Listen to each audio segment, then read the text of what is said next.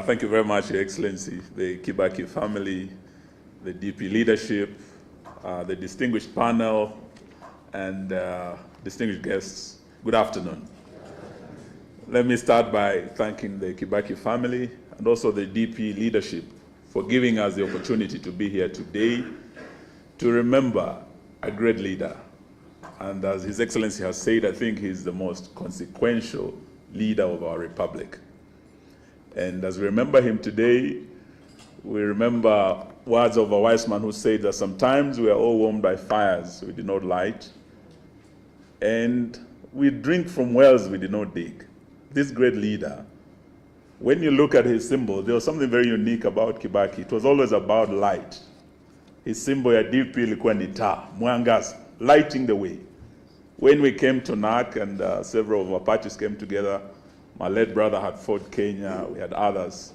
Forming NAC again, Kibaki chose light, mwenge, yes, the torch, yes, to light the way. And the light that he left us is the Vision 2030. That is still the light guiding the journey that is our national development. We're in 2025. We have 5 years to go to 2030.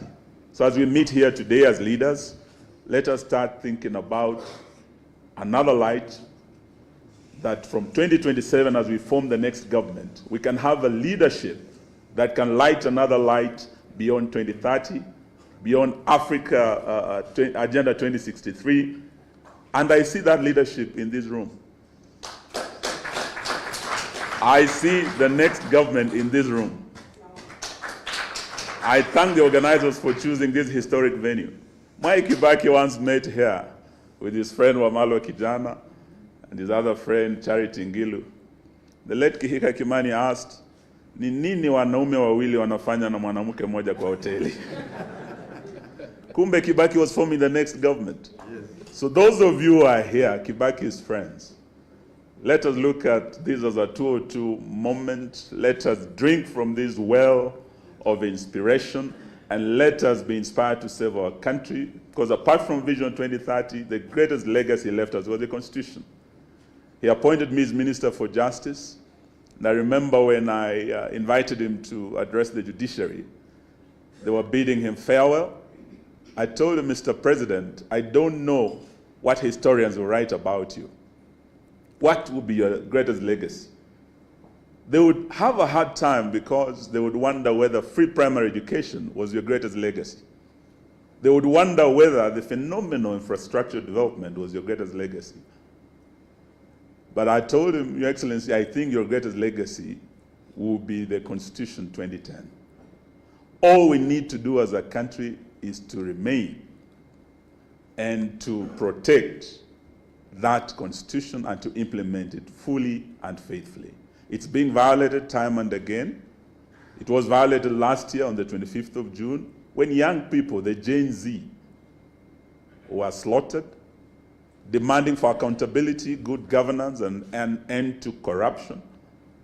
Yesterday I was in Nakuru as a lawyer acting for Butere girls. We are not talking about the Gen Z. This is the Gen Alpha. Kids, children being tear-gassed, being injured, being denied one of the most fundamental freedoms in that Constitution, freedom of expression. A child should be allowed to express themselves freely, not as a favor from the state, but it is a constitutional protection of our children, nationally and internationally.